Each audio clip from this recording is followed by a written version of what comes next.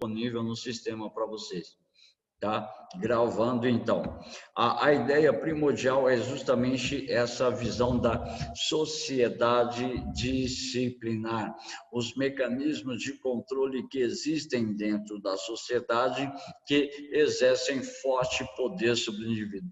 Exercem forte poder, mas muitas vezes você acaba não percebendo a ação dessas instituições, a ação desses mecanismos de controle social. Por quê?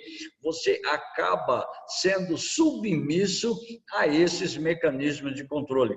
Você acaba sendo doutrinado, amansado, você acaba por adotar todos esses mecanismos de controle social. Então, a sociedade disciplinar, segundo Michel Foucault, tem o objetivo de manter o indivíduo sob uma disciplina, sob uma certa harmonia coletiva, ou chamada ainda de harmonia social, onde o indivíduo ele passa a ser controlado pelos mecanismos que existem dentro da sociedade.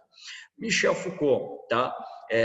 Se dedicou a estudar como foi se desenvolvendo os mecanismos de controle social ao longo do tempo, tá? Não só no seu período, não só no século XX, mas o que levou ao surgimento dessas sociedades disciplinares, ou seja, para Michel Foucault, tudo começou a partir do século XVII. Por que a partir do século XVII? Quando as instituições das monarquias absolutistas pelo mundo afora começam a perder poder, elas passam a estabelecer também uma decadência na forma de exercer o controle sobre a sociedade. O rei centralizava o poder, o rei tinha poderes absolutos para controlar as relações entre os indivíduos na sociedade. Com a decadência do poder absolutista e com a ascensão dos ideais de liberdade, igualdade e fraternidade do iluminismo no século XVIII, que vai culminar com a Revolução Francesa no finalzinho do século XVIII, que vai adotar esses princípios de liberdade, igualdade e fraternidade, há uma nova forma de você estabelecer uma ação de controle sobre os indivíduos. Por quê? Século XVIII nós temos crença absoluta na razão, século XVIII nós temos, tá, a questão da Revolução Industrial. Com a Revolução Industrial, a burguesia precisava de um grupo de trabalhadores que tivessem disciplina. Disciplina na forma de ir para o trabalho, no cumprimento das suas tarefas, no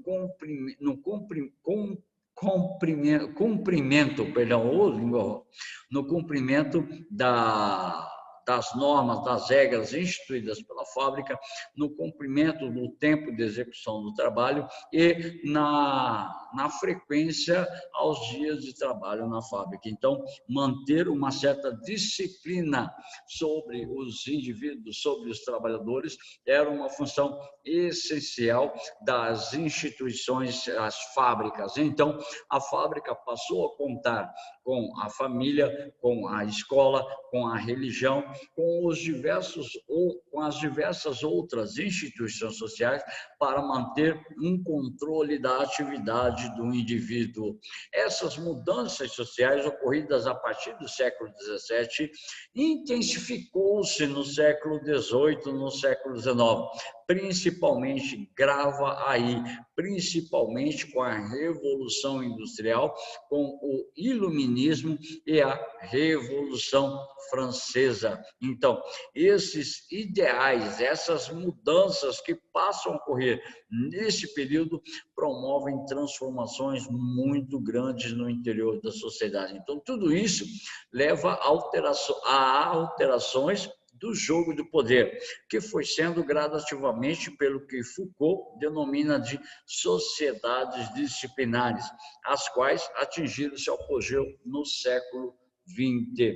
Para Michel Foucault, o século XX é o século do desenvolvimento das grandes chamadas instituições sociais. Por quê? É no século XX que eu passo a estabelecer transformações políticas, econômicas e sociais. Contudo, nós podemos afirmar que o século XX foi um dos séculos mais conturbados da história da humanidade. Se você quiser saber por que o século XX foi um dos séculos mais conturbados da história da humanidade, basta você analisar as transformações históricas ocorridas no século XX. Por exemplo, vamos chutar ou vamos falar de algumas condições que aconteceram, como, por exemplo, a Revolução Russa, a Guerra Russo-Japonesa, Primeira Guerra Mundial, crise de 1929, ascensão dos regimes totalitários, a Guerra Civil Espanhola, a questão da Segunda Guerra Mundial, nós temos a questão do início da Guerra Fria, nós temos a Guerra da Coreia, temos Guerra do Vietnã, temos Revolução Chinesa, temos Revolução Cubana, nós temos a primeira Guerra do Afeganistão, nós temos diversos acontecimentos que modificaram a estrutura do século XX. E segundo Michel Foucault, ocorreu quando a economia do poder percebeu que era mais eficaz e rentável vigiar do que punir. Por isso, Nanda, o livro vai falar que, ao longo do tempo, foram substituídas as punições por mecanismos de controle social. Como, por exemplo, eu dei um exemplo agora há pouco lá na sala de aula. Quando eu estudava lá nos meus primário, a gente chamava de primário ainda, lá na década de 80, quando eu comecei a estudar o meu primário, final da década de 80, por favor. Aí o que acontece?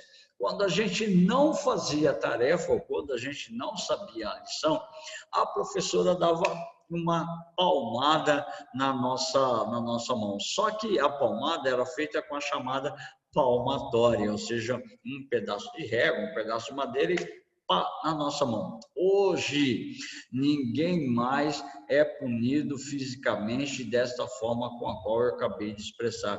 Hoje, existem outros mecanismos de controle da ação do indivíduo. Portanto, os castigos corporais passam a ser abolidos. E Michel Foucault vai justamente na obra Vigiar e Punir adotar essa postura de que a sociedade ela transforma, tá? Os mecanismos de vigilância, os mecanismos de punição são transformados ao longo do tempo e do espaço. Ou significa que hoje há uma vigilância maior sobre a tua ação, sobre as tuas realizações do que eram feitas séculos atrás, como, por exemplo, a cidade de Londres. Se você já esteve na Inglaterra, com certeza visitou Londres, tá?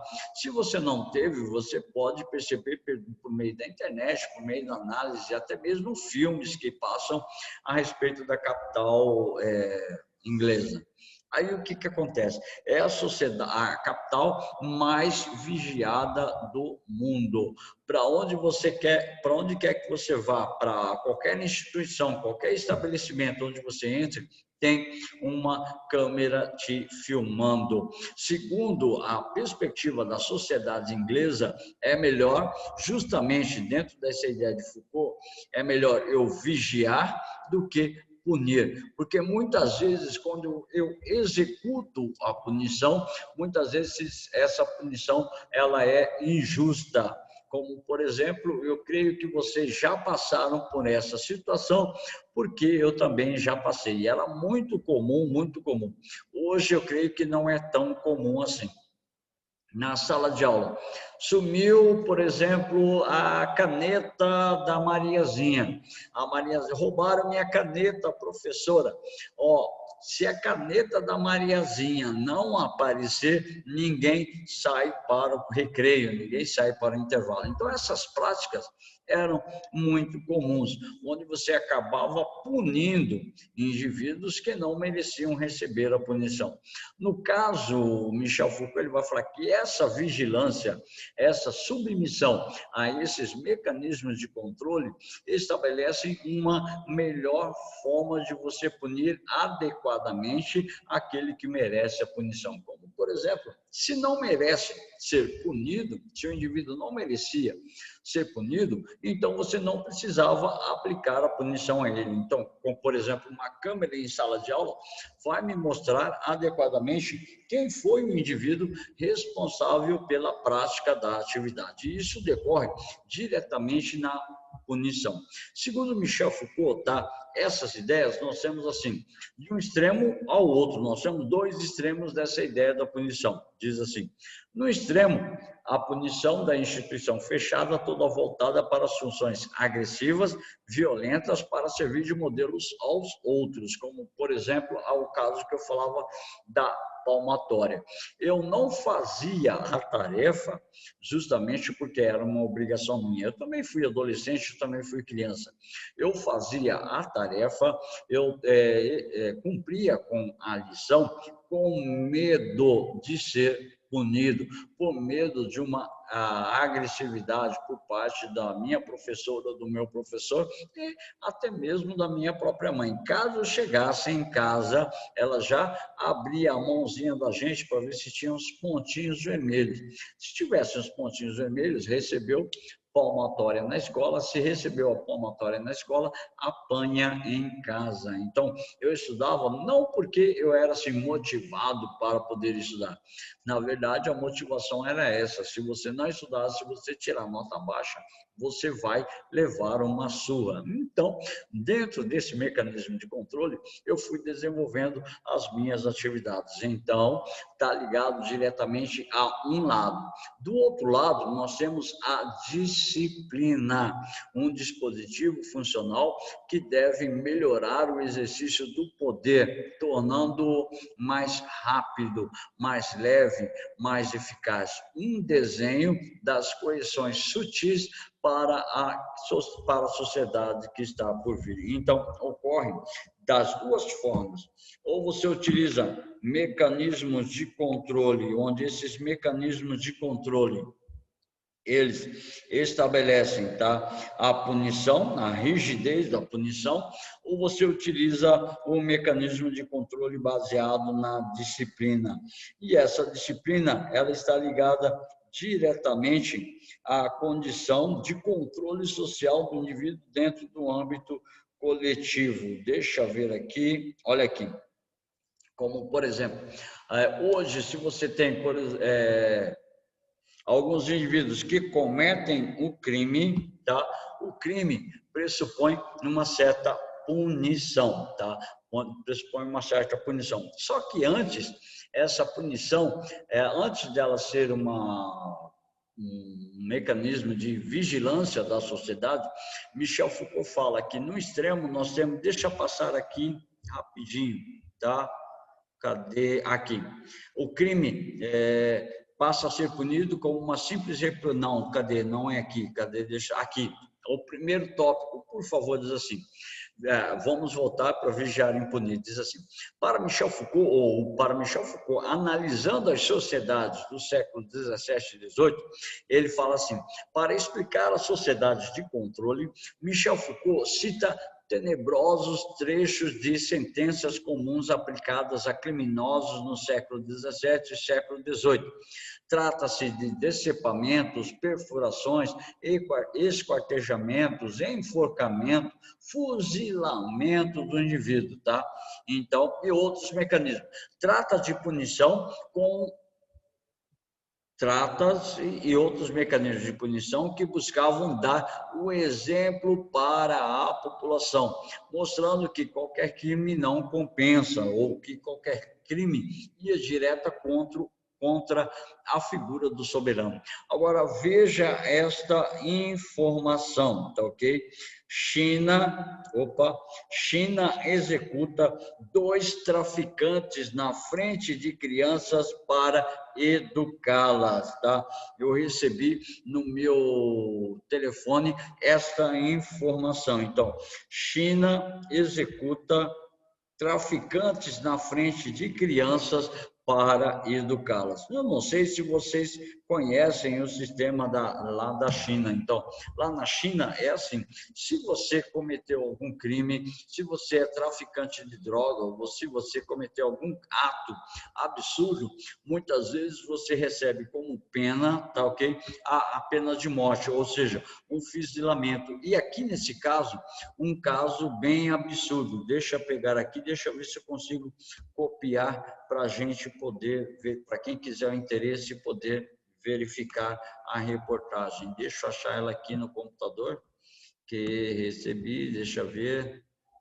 Caramba, tá complicado. Deixa eu ver, abrindo aqui.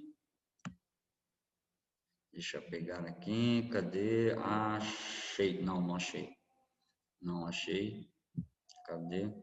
Deixa eu achar aqui rapidinho, vou colar para vocês darem uma olhada nessa reportagem que vai justamente contra essa ideia de Michel Foucault. Deixa eu copiei o link aqui. Tá, copiei o link, coloquei o link para vocês no chat. Vou colocar aqui no chat para vocês. Deixa eu ver aqui. Tá. Mandei no chat para vocês, tá? A notícia, msnoticias.com.br. China executa 2 traficantes na frente de crianças para educá-las. Isso vai totalmente contra, justamente, a ideia de Michel Foucault, porque, segundo Michel Foucault, devemos humanizar as penas, tá ok?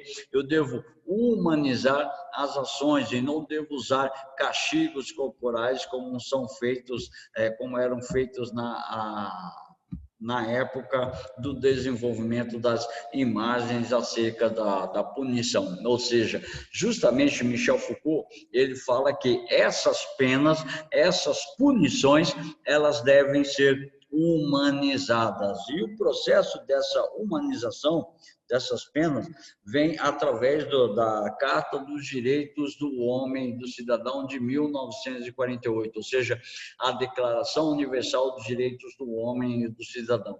Não importa, segundo Michel Foucault, a ideia é assim, não importa se é criminoso, não importa se ele é bandido, o que importa é que ele possui direitos, e esses direitos incidem diretamente na sua condição de ser humano, e você não pode suplantar o direito humano. Então, o que você deve fazer? A ideia está assim, tá? Diz assim, a ideia é a questão da sociedade disciplinar. Então, nessa obra, principalmente para Nanda, que está lendo essa obra, nessa obra, Vigiar e Punir, Michel Foucault estabelece que você deve manter o controle da sociedade de uma maneira de vigilância, para evitar a punição, para evitar os dados severos. Então, o que a China busca fazer é justamente essa, mostrar que o crime não compensa, educar as crianças por meio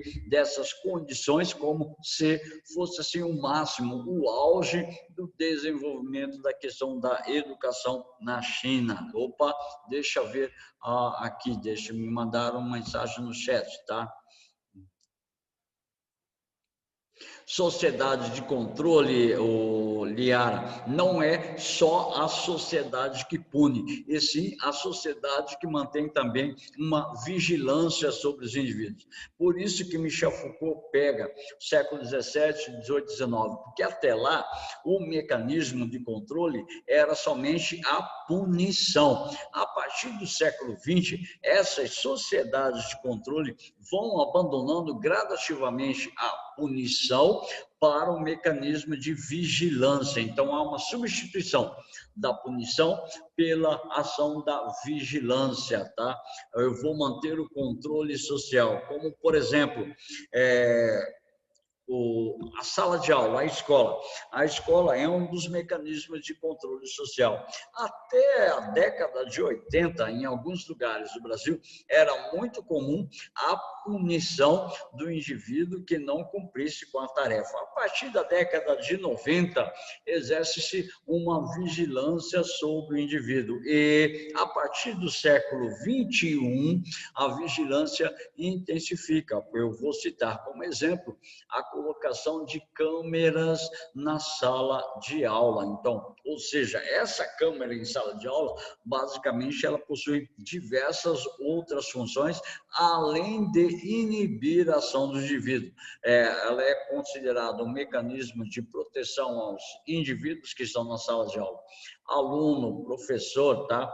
Proteção dos bens materiais que vocês possuem em sala de aula e um mecanismo de controle da disciplina. Aconteceu o caso comigo em outra escola que eu abri para a discussão, ou seja, eu lancei o tema e deixei os alunos discutirem em sala de aula. Você sabe que quando o aluno estabelece a discussão, alguns alteram, outros falam mais alto e assim sucessivamente.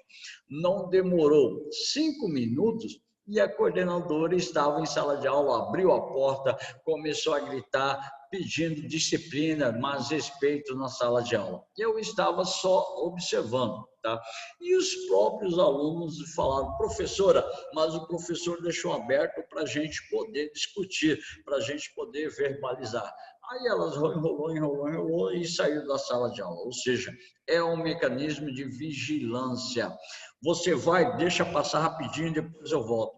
Você vai em qualquer estabelecimento hoje, qualquer empresa, você vai encontrar essa imagem aqui. Deixa eu passar. Essa imagenzinha aqui.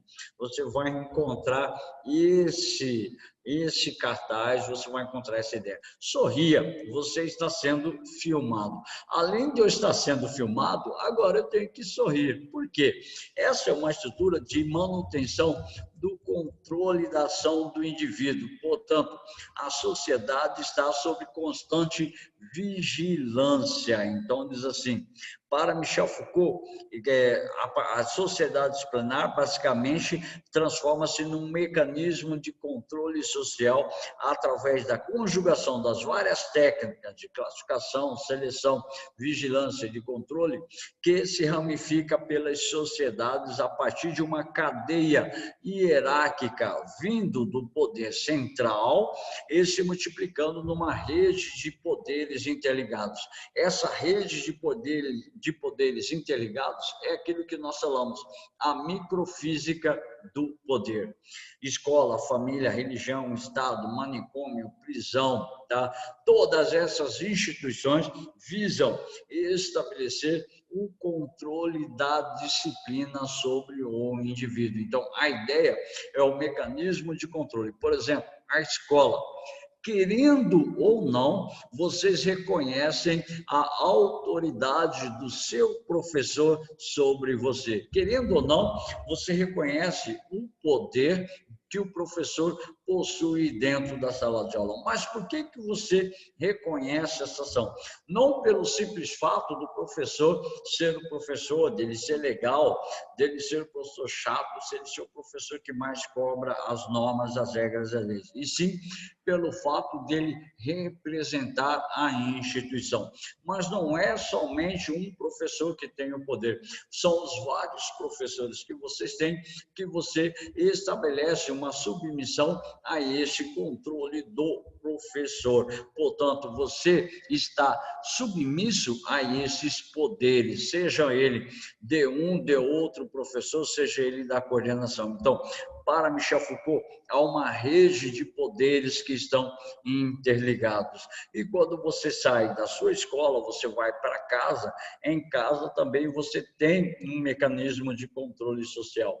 O seu pai, a sua mãe, o seu tio, a sua tia, seu avô, sua avó, não sei com quem você mora, mas eles exercem um mecanismo de controle social sobre as tuas ações, sobre as tuas atividades que são essenciais. Pegou a ideia? Então, Michel Foucault aponta que a motivação de toda essa rede de controle se justifica pela necessidade que a burguesia tinha de efetivar o controle mais determinado da massa, que poderia representar um perigo explosivo caso elas se levassem a sério as ideias da Revolução Francesa e da Revolução Industrial. Como assim, professor? A partir do século XVIII, os burgueses, tá? Os grandes produtores, os grandes industriais, eles precisavam de trabalhadores que fossem disciplinados. Nós falamos isso lá no início. Eu precisava de trabalhadores que fossem capazes de estabelecer uma pragmática das suas funções, ou seja, eu preciso de um indivíduo que vai cumprir o horário, que não vai faltar durante as atividades industriais, eu preciso de um indivíduo que tenha conhecimento técnico, que conhecimento da máquina, que tenha um conhecimento da execução das suas funções.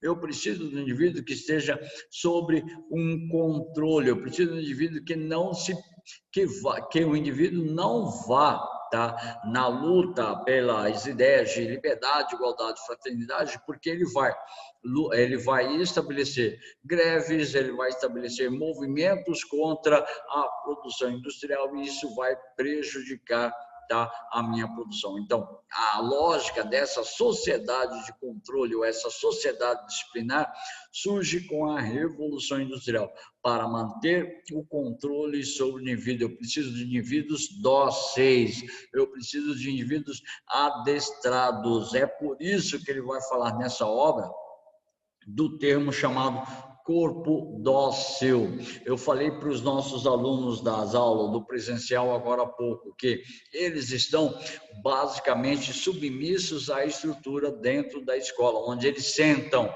um atrás do outro, eles sentam na fila as carteiras estão todas organizadas disciplinarmente, um atrás do outro, fazendo uso do uniforme escolar. Então, isso demonstra basicamente uma organização disciplinar para manter a harmonia e a ordem dentro da sociedade.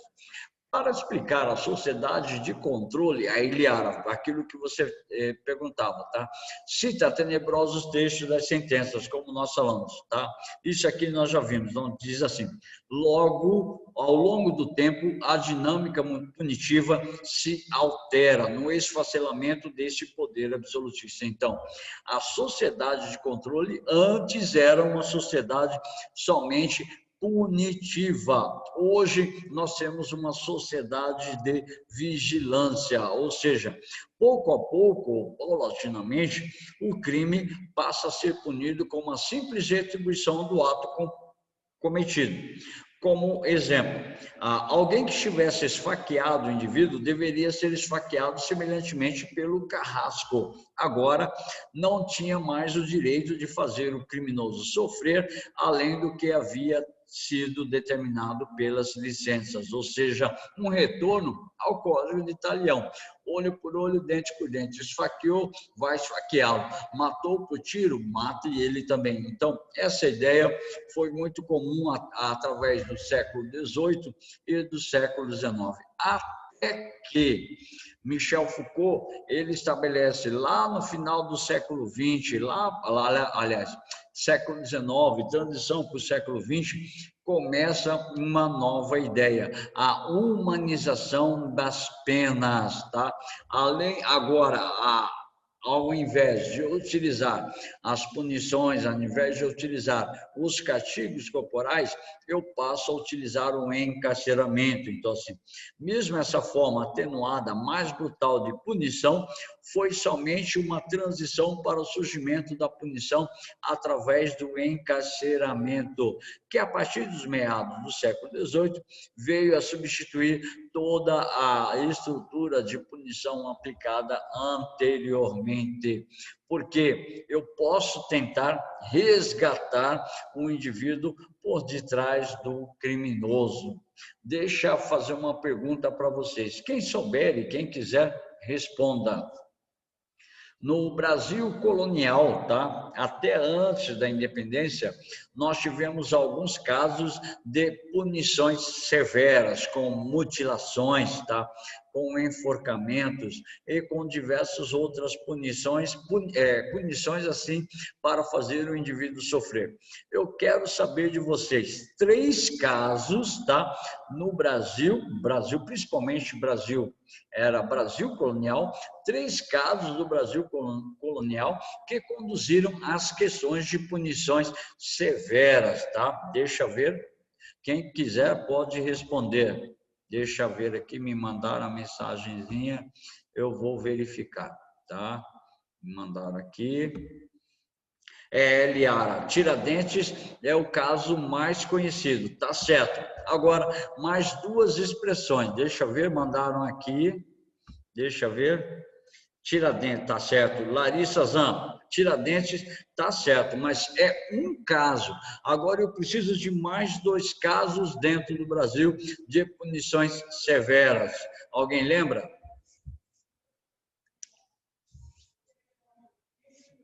Deixa eu ver, me mandaram no chat. Deixa eu ver.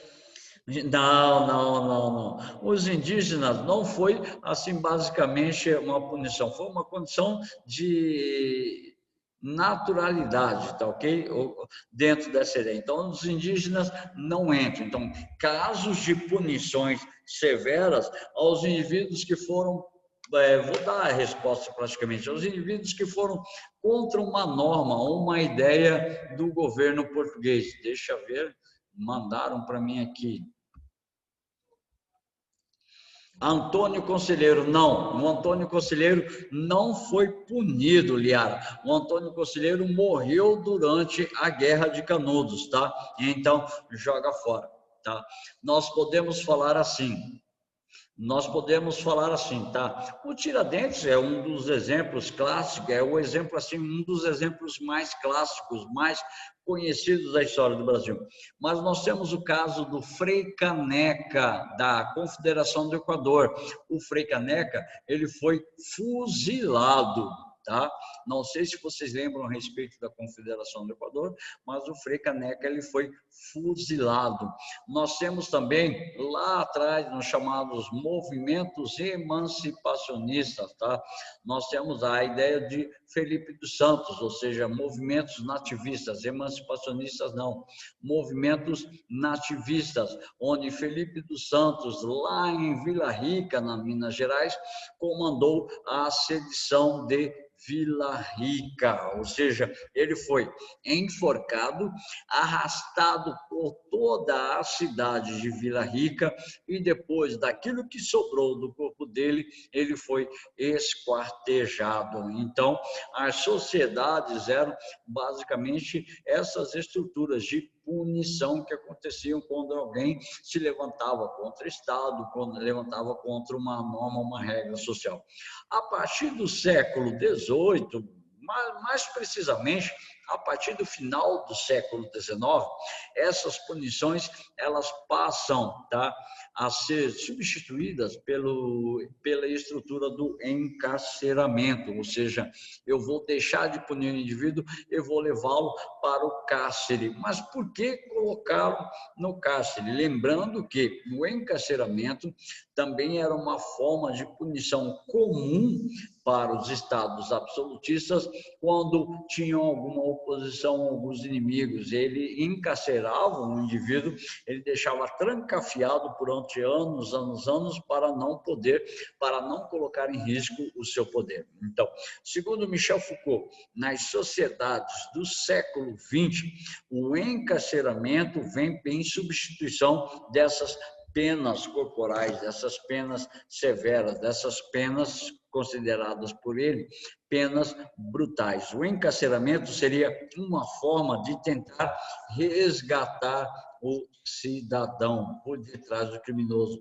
Só que Michel Foucault, ainda na obra Vigiar e Punir, ele estabelece uma crítica, tá, aos mecanismos de encarceramento. Existem mecanismos que funcionam e existem mecanismos que não funcionam. E Michel Foucault ainda vai adotar essa ideia de sociedade disciplinar, onde ele vai colocar a ideia assim que até mesmo as construções físicas, os prédios são organizados de forma a estabelecer a disciplina dos sujeitos, dos indivíduos, tá ok?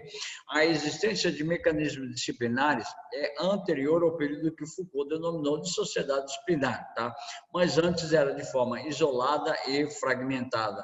Hoje, esse mecanismo de disciplina se vê presente em todas as áreas. O padrão de visibilidade das sociedades disciplinares projetou-se no interior dos prédios das instituições que passaram a ser construídos para permitir um controle interno, como, por exemplo, manter um controle dentro da escola. Torna-se mais simples quando eu tenho uma estrutura física que permita. Como assim, professor? Basta você olhar o Colégio Alexander Fleming.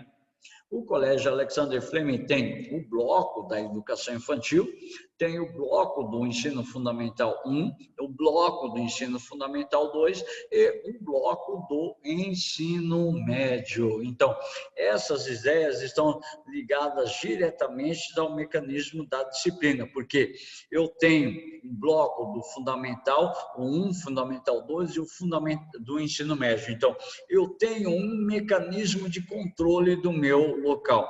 Se eu tiver algum aluno que é de outro bloco, frequentando o meu bloco, eu logo vou fazer uma intervenção para o bem da disciplina. Ou, por exemplo, eu tenho um aluno lá da educação infantil que está passeando aqui no ensino médio, a coordenadora, o auxiliar de coordenação, até mesmo o fiscal de pátio, pode pegar este indivíduo e levá-lo para o local adequado. Então, a questão é justamente essa aqui.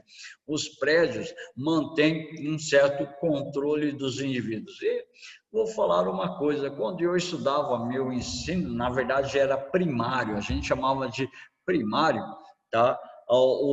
Era dentro de um colégio interno e tinha o bloco das meninas e o bloco dos meninos, e nós estudávamos assim legalmente, justamente, não tínhamos problema nenhum. Na hora do intervalo, tá, tinha uma grade que dividia, um portão que dividia os dois blocos. Só que a grade era vazada, então a gente poderia ver quem estava do outro lado. E quando era a hora do intervalo, os meninos corriam para o portão, as meninas corriam para o portão e a gente ficava brincando, cada um do seu lado, os meninos do lado do bloco masculino e as meninas do lado do bloco feminino.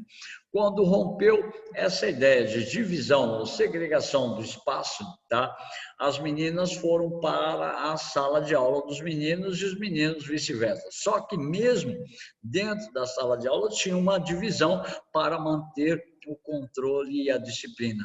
Meninos de um lado, meninas de outro. Então, o professor passou a ser o mecanismo de vigilância da ação dos meninos e das meninas. E isso, praticamente, segundo Michel Foucault, os prédios, as construções, as edificações, determinam basicamente a estrutura da organização disciplinar. Então, meninos e meninas de um lado diferente do outro, até que passou a mesclar a posição dos alunos em sala de aula, mas isso levou aproximadamente uns 2, 3 anos para poder acontecer. Então, coube às sociedades disciplinares organizar os meios de confinamento, os quais tinham como objetivo concentrar e compor no tempo e no espaço uma forma de produção cujo efeito deveria ser superior à soma das partes, ou seja, a soma do que cada um poderia fazer individualmente. Então, segundo Foucault,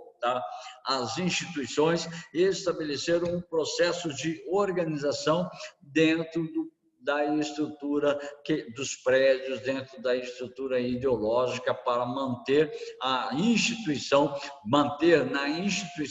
esse mecanismo de disciplina. A ideia está assim: Foucault afirma que as instituições não têm essência ou inferioridade, ou seja, uma instituição não é melhor ou maior do que a outra. Cada instituição, ela desenvolve mecanismos ou aparelhos e regras para manter o poder, ou seja, são mecanismos operatórios e práticos que vão fixar as relações. Como, por exemplo, possui 2 polos, os aparelhos e as regras. Por exemplo, Colégio Alexander Fleming tem um conjunto de regras, um conjunto de obrigações, um conjunto de proibições e deveres, E, ao mesmo tempo, possuem aparelhos de controle dessas regras. Quais seriam os aparelhos? Por exemplo, professor, coordenador, seriam supervisores, seria fiscal de pátio e tudo mais. Esses indivíduos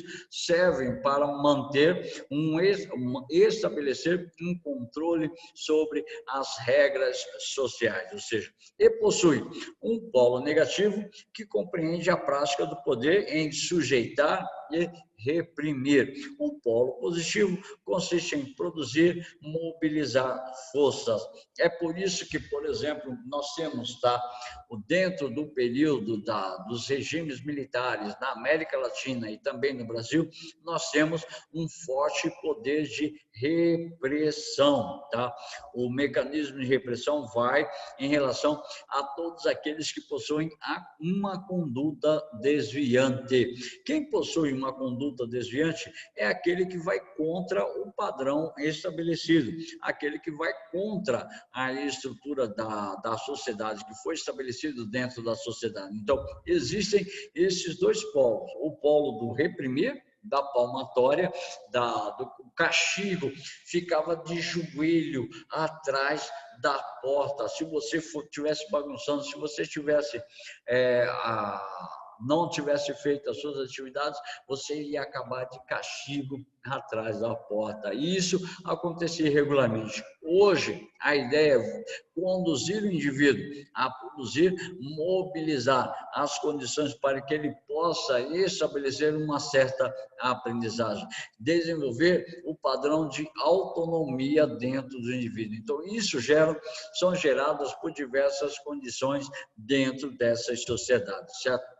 Foucault denomina o período do século XVII diante da sociedade disciplinar, pois traz como características essenciais a distribuição dos indivíduos em espaços individualizados, classificatórios, combinatórios, isolados e hierarquizados, capazes de desempenhar funções diferentes segundo o objetivo específico que deles exige. Ou seja, o indivíduo era tratado como a sua particularidade. Hoje, além de perceber o indivíduo como um ser particular, eu tenho que percebê-lo como um ser universal. Daí o surgimento da Declaração Universal dos Direitos Humanos. Ao mesmo tempo que eu sou um indivíduo particular, eu sou um indivíduo universal. E esse indivíduo universal só existe quando respeita a particularidade de todos os elementos, de todos os seres que existem na sociedade. Então, estabelece uma sugestão do indivíduo ao tempo, com o objetivo de produzir com o máximo de rapidez e eficiência. Então, o tempo é primordial para a elaboração do conceito da disciplina na cabeça dos indivíduos. Como, por exemplo, todos vocês são filhos do século XXI.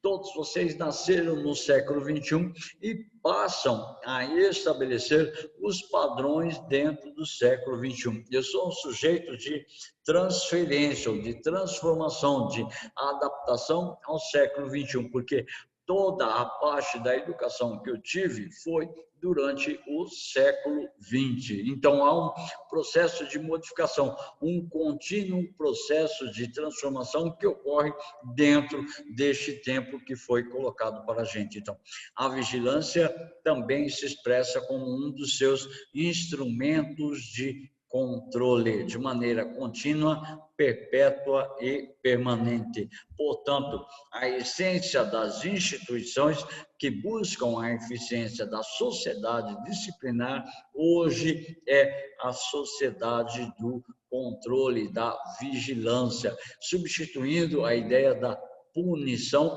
pela vigilância. E mesmo com a vigilância, se você puder estabelecer uma punição acerca do crime cometido, acerca da falta cometida, você vai estabelecer essa punição com maior justiça. Diferentemente do que acontecia antes, você poderia errar, você poderia julgar incorretamente as ações dos indivíduos. Deixa eu ver aqui. Deixa eu ver. Mas eu entendi uma coisa: se as instituições não são fontes de poder, porque o polo negativo é baseado em rejeitar e suprimir? Principalmente a ideia central, Liara. As instituições não são fontes do poder, mas os indivíduos que compõem a instituição exercem o poder em nome delas. Então, não seria basicamente a instituição que suprime a instituição que rejeita essas ações. Seriam os indivíduos que estão no controle dessas instituições. Por exemplo, a família não vai suprimir você, e sim o seu pai, a sua mãe, o seu tio, um indivíduo dentro desse mecanismo. Escola, por exemplo, nós sempre temos aquele professor que nós achamos mais bacana, aquele professor que nós achamos mais simpático. E sempre temos aquele professor que nós achamos mais cruel, mais carrancudo, mais supressor das liberdades individuais. E seja, então, não que as instituições percam o seu poder, mas é aquilo que nós falamos, o poder ele está fatiado, está dividido em pequenos outros poderes. Em casa, não é só a mamãe que tem poder, o papai tem um determinado poder sobre você, seu irmão ou sua irmã mais velha, seu tio, sua tia, seu avô, sua avó, exerce um mecanismo de controle, um poder sobre você. Então, é essa a ideia. Dentro da sociedade disciplinar, tem o lado do suprimir, tem o lado do controlar, tem o lado do punir, como tem também o lado da progressão individual, tem o lado da progressão do indivíduo dentro da sociedade, tem o lado do fortalecimento da ação do indivíduo. E eu tenho, do outro lado, tá, o vigiar e o punir, tá? O punir, a punição severa. Do outro lado, eu tenho mecanismos que vão permitir com que eu desenvolva toda a minha capacidade de liberdade, toda a minha ação dentro dessa esfera da própria sociedade. Então, essa ideia está ligada diretamente aos conceitos das instituições. Elas podem não ser o centro, o foco do poder, mas permite que surja, tá, esse mecanismo de controle, esse mecanismo de supressão, caso os indivíduos exerçam um abuso na esfera desse poder, tá? E, por favor, uma das ideias fundamentais a respeito do vigiar e punir deve ser isso que pegou também para a questão da Nanda na leitura dela, a questão do panóptico, ou seja, as sociedades em constante vigilância, em constante controle social. Vocês sabem que até mesmo na internet, o uso da internet, ela pode ser monitorada, por exemplo, para coibir crimes da internet, chats, salas de bate-papo por aí afora, fóruns e tudo mais, possui uma certa vigilância de mecanismos do governo para coibir algumas ações, certo? Então, a ideia fundamental é estabelecer que dentro da sociedade existe essa essência do panóptico. Professor, o que é o panóptico, tá? Foucault descobriu a engenharia que atravessou quase meio século, praticamente despercebida, enquanto estratégia de tática do exercício do poder. Para ele, aparece como uma mecânica de observação individual, classificatória e modificadora do comportamento. Uma arquitetura formulada para o espaço da prisão, para as outras administrações, como a fábrica, a escola, o manicômio. O panóptico seria essa situação, essa condição de exercício do poder e do controle através da vigilância sobre os indivíduos. Essa maquinaria panóptica exerce basicamente uma vigilância. Qual é essa maquinaria? Qual é essa ideia toda? A estrutura física das fábricas, tá? As regras, as normas que são instituídas e o mecanismo de controle social. Por exemplo, eu contratei a Larissa Zan, o João, o Pedro Mioche, a Isadora e a Sofia Gomes para trabalhar na minha empresa. E contratei também o Tiago Coutinho para trabalhar na minha empresa. Só que o Tiago Coutinho vai executar o papel de capataz ou papel de gerente de setor. Qual é a função desse gerente de setor? É fiscalizar as ações dos outros indivíduos para o exercício do controle da disciplina, estabelecer uma disciplina na produção. Então, diz assim, o panóptico é a utopia de uma sociedade de um tipo de poder que é, no fundo, uma sociedade atualmente que nós conhecemos, ou seja, uma sociedade de extrema vigilância. A utopia que se efetivamente realizou. Este tipo de poder pode perfeitamente receber o nome de panoptismo. Vivemos uma sociedade onde reina o panoptismo, estrutura dos prédios, normas, regras, a organização da sociedade, a estrutura de vigilância da sociedade é uma estrutura panóptica. Com isso, o panóptico vai se produzir algo mais diferente. Não há mais inquérito, e sim vigilância e exame. Eu não vou mais agora buscar o criminoso e vou inquirir o criminoso. Eu posso justamente examinar a ação dele diante de mecanismos de vigilância. Como a gente citava como exemplo, a sala de aula com câmera. Então, você não vai mais perguntar quem foi o responsável por fazer isso, isso, isso. Você vai direto na câmera, você busca a imagem na hora adequada, você busca a filmagem e você pode identificar as ações do indivíduo. Não há mais inquérito, e sim vigilância e exame. O panóptico teve uma tríplice função. Grava, por favor. A função é vigilância, controle e correção. A ideia é eu não vou punir diretamente a ação do indivíduo, vou corrigir a ação desse indivíduo dentro da sociedade. Deixa eu ver. Mas e a ditadura? Porque assim ela vigiava e punia muito. Aí qual é o tipo de sociedade, Liara? Exatamente a sociedade de controle social usando principalmente o mecanismo de punição. Como é que se estabelecia a vigilância? Através dos mecanismos de inteligência, ou chamada na época SNI, Serviço Nacional de Informação. Mas era muito falho, porque eu não tinha como é que fala? Eu não tinha um controle adequado e direto dos indivíduos, era mais por meio de denúncias, mais por meio de ações. Como, por exemplo, Getúlio Vargas também teve o seu mecanismo de ditadura, Getúlio Vargas também teve um mecanismo de controle social, tá? Para reprimir violentamente a chamada oposição. Então, ela vigiava, ela punia muito. Aí, qual é o tipo de sociedade? Aí, no caso, sociedade de vigilância e controle. O controle era feito por meio da punição. Perseguições, torturas, exílios. É justamente aquele lado negativo que nós acabamos de ver a respeito das sociedades de vigilância, sociedades de controle, certo? Então, essa seria a relação direta dessa sociedade, certo?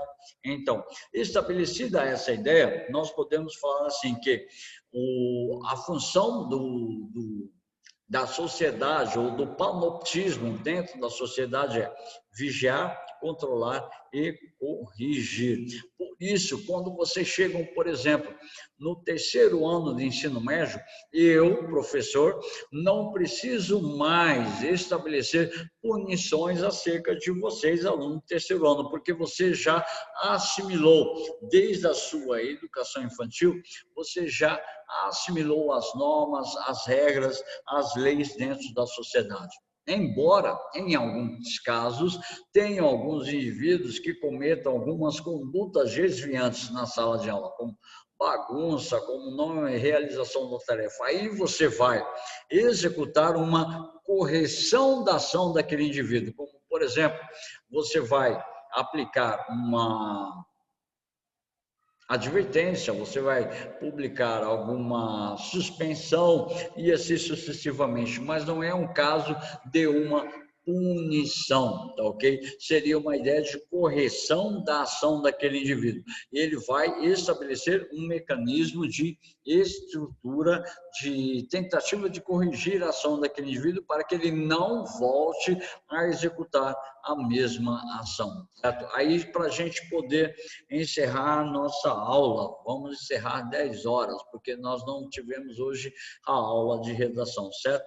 Aí diz assim, o panóptico trata da manifestação mais pura de controle exercido pela sociedade disciplinar, regulamentando ações, determinando padrões de gosto e modelos de conduta que devem ser seguidos pela massa social. Os organizadores desse dispositivo panóptico acreditariam que, pela instituição de um grande sistema de observação das ações individuais, dos grandes problemas sociais, seriam banidos definitivamente da sociedade. Como, por exemplo, o caso de Londres, tá? De 2010 até 2020, reduziu-se intensamente os crimes praticados principalmente na área central da capital inglesa. Por quê? Mecanismos de vigilância, câmeras e policiamento presente dentro da cidade permitiu uma ação mais rápida na coerção aos crimes, na coerção às ações das condutas desviantes dentro da sociedade. Então, para manter, para controlar, para disciplinar, para harmonizar, tá, as condutas dos indivíduos pré-estabelecidas, essas condutas passam pelo mecanismo de vigilância, seja por meio de câmeras de vigilância, seja por meio de policiamento na cidade. Então, reduziu muito os crimes, principalmente aqueles crimes de roubo, furto, automóveis e tudo mais, certo? Então, a definição de panóptico como um instrumento direcionado para o controle das ações individuais foi adotada primeiramente por Jeremy Bentham, quando ele passa a analisar a estrutura das liberdades dentro das sociedades europeias, no seu projeto de inserção dessa cadeia de controle social. Aí vem assim, evitando-se a criminalidade e as revoltas contra a ordem estabelecida. Por favor, presta muita atenção neste tópico agora. A formulação do panóptico é um pretenso projeto utópico, cuja instauração resolveria definitivamente o problema da segurança urbana, exigindo assim a supressão da intimidade de cada indivíduo. Ou seja, porque é um projeto utópico, porque vai chegar um determinado momento em que os indivíduos vão hoje normalmente vão até mesmo encontrar mecanismos para poder desrespeitar as ações de vigilância, como os nossos alunos das escolas onde nós temos aula, tá? Os nossos alunos não podem usar aparelho de celular na aula e ainda tem a câmera de vigilância em sala de aula. Mesmo assim, eles conseguem utilizar o aparelho de celular na aula, por mais incrível que seja, certo? Aí nós temos assim, analisando criticamente o panóptico, representa uma distopia social, pois seu objetivo se realizaria mediante ao controle intrínseco do comportamento humano, gerando em cada indivíduo o florescimento do medo pela ameaça de punição. Então, muitas vezes o indivíduo ele não estabelece um padrão de conduta em observância às normas, às regras, porque ele tem um padrão ético de ação. Ele vai agir de acordo com as normas, as regras da sociedade, com medo de ser punido. Para a gente poder fechar, é muito importante nós salientarmos que, para Michel Foucault, essa sociedade disciplinar estabelece nos indivíduos os chamados corpos dóceis. O que seriam os corpos dóceis? Seriam os sujeitos, seriam os indivíduos que estão submissos a essa ideia da sociedade, essa ideia de controle social. Então, todo esse controle, toda essa sociedade disciplinar formam chamados corpos dóceis, onde os indivíduos vão estabelecer uma submissão direta aos mecanismos de controle social. Certo? Aí diz assim, a crítica sobre a natureza opressora da sociedade disciplinar realizada por Foucault, através da explicitação dos mecanismos de imposição do poder que se encontram subjacentes, ou seja, escondidos, na prática de controle e a fiscalização que se dá nos presídios, nas fábricas, nos espaços religiosos, nas escolas. Refere-se ao fato de submissão incondicional. Para você ser cristão, você deve seguir as normas do cristianismo incondicionalmente. Para você estudar no Colégio Alexander Fleming, você tem que estabelecer o exercício, o segmento do padrão pré-estabelecido. Quando você age de acordo com esse padrão, nós podemos dizer que você tem um corpo dócil, ou seja, você está submisso, você está adaptado às condições sociais estabelecidas pelos grupos. Basta você olhar para você, aluno de terceiro ano. Quando você era lá da educação infantil, do ensino fundamental 2, você tinha um outro padrão de comportamento. E as cobranças eram exigentes. Quando você passou para o primeiro ano do ensino médio, nossa, já sou em ensino médio, agora estou no bloco quadrado, eu tenho moral. Só que você nem percebe a pressão violenta que exerce sobre você. Por que você não vai perceber? Porque você já está acostumado a estabelecer uma prática de submissão às normas, às regras da sociedade que são impostas, que são estabelecidas assim, basicamente, sem o seu questionamento. E você, quando chega no terceiro ano do ensino médio, nós não precisamos mais aquela pressão violenta sobre você. Você vai naturalmente. Só que aí você sai do seu terceiro ano, você vai para a faculdade, numa outra realidade, uma outra forma de cobrança, uma outra possibilidade na forma desses mecanismos de controle social. Aqui nós exercemos um controle maior sobre você, uma pressão maior sobre você. Lá na sua faculdade você terá uma permissividade muito maior e a partir daí outros mecanismos passam a estabelecer o controle sobre as suas práticas, sobre as suas ações, certo? Este era o cara que a gente tinha que falar do nosso capítulo 15.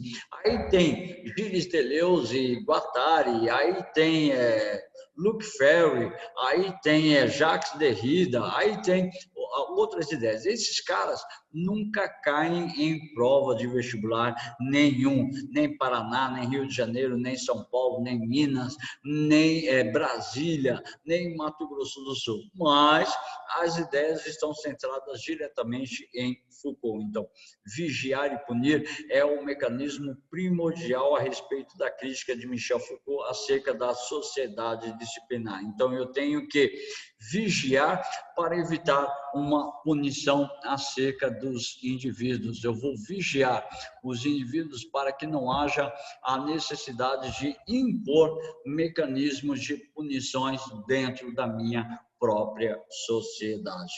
Eu estou